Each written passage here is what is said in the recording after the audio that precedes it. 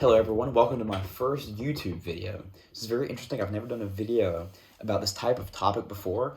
I've spent 2.5 hours trying to record this, and I've been happy with any of the results yet. So hopefully hopefully it'll turn out well. Anyway, so what I want to do with this channel, I want to merge two topics I'm very passionate about, philosophy and self-improvement. And I think they're very related to each other. I think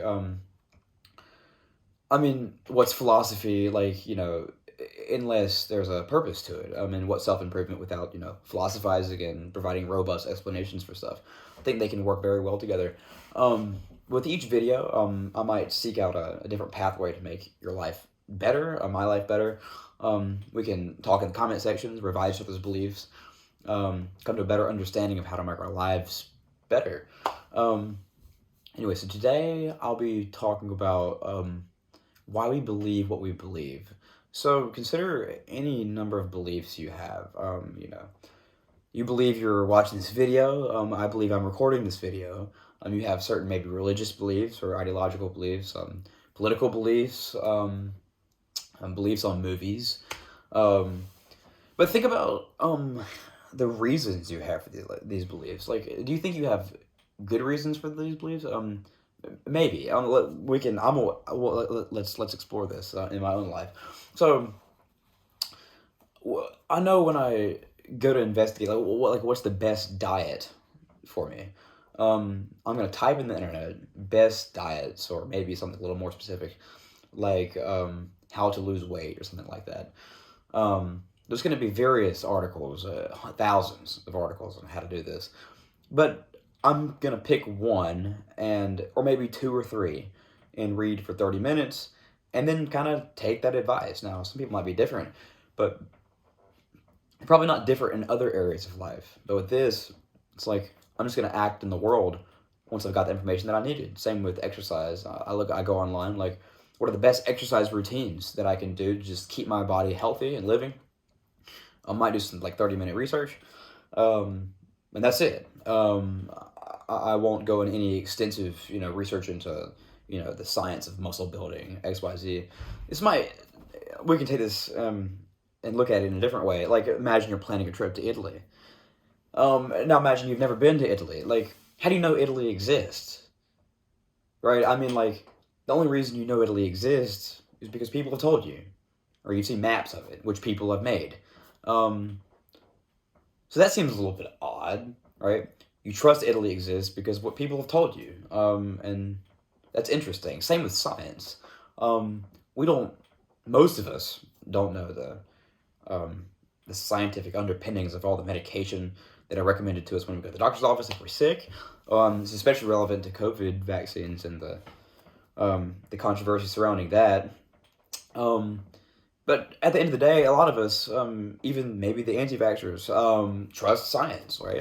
We go to the doctor for help, and we're just going to trust it. We don't have to go into all the nitty-gritty as to why each medication works and how does it work and all of that. So it turns out that in my own life, at least, reasons are a small part of the story of why I believe certain things. And I believe this is the case with most people. I encourage you to investigate this yourself. Actually, use introspection and go inside your mind and actually observe your beliefs and ask, why do I believe this? And why do I believe that? And it might turn out at the end of the day that you believe reasons are 5% of the reasons you believe things.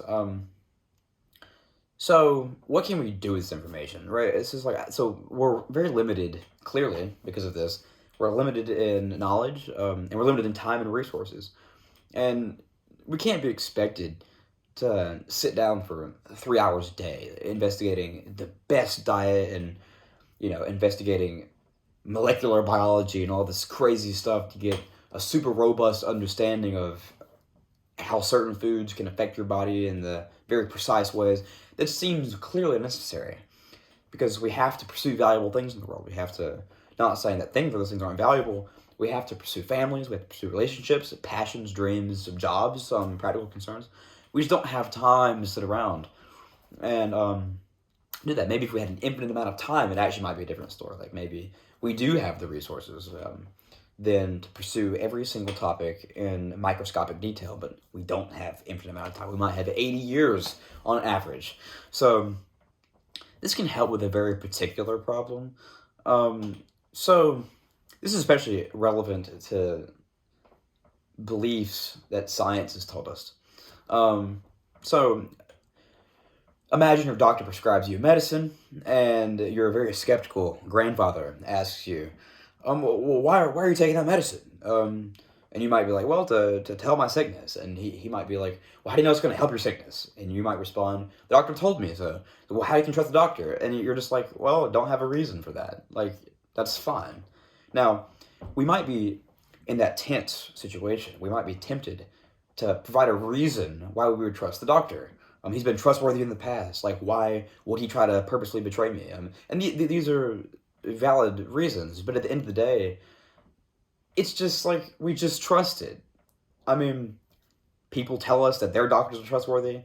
Culture tells us doctors are most of the time trustworthy. So it gives us somewhat good reason to trust it. We don't have robust reasons for it. So I think if your skeptical grandfather asks you, really trying to pin you down on the question, it's perfectly permissible to be like, yeah, I don't have much of reason. That's it, right? And I think that actually lowers the pressure on a lot of different conversations, because it actually, you don't have to defend every single thing that you say, like, because most of our beliefs aren't built on reasons, really, and that's perfectly fine. It can also help us in altruistic ways, right? So, like, I mean, if we're talking to someone and we ask them why they believe something, and they don't really have much of an answer, or they might feel cornered or something, we can show empathy, right? Because, I mean, like, we're in the same boat, right? We don't have reason for a lot of our beliefs, and if they don't really have one, like, we don't have to press them further. We can be like, hey, it's okay, I get it, it's fine. So yeah, now there might be some objections to what I'm saying. So I'm not saying that there's not true facts about the world. And I'm not saying we don't have knowledge about those true facts. It's just we have a lot less knowledge than we think we do, right? Now, I'm not saying there is no truth. I'm not saying that we can't have access sometimes. But we definitely like to think that we have more access to the truth than we actually do. So I think it calls for a bit of humility. I think it's going to actually help our conversations a lot. And maybe it could build our friendships into stronger, more valuable, more beautiful friendships because of it. But yeah, again, a lot of things in this video could just be wrong. It's my first time doing it, so it could be very disorganized. If anyone is viewing it, please give me feedback. Please help. I finally got through it, and like I'm so glad I actually finally finished recording this video. So hopefully I'll record another one soon. Maybe related to a similar topic. But for now, that's it.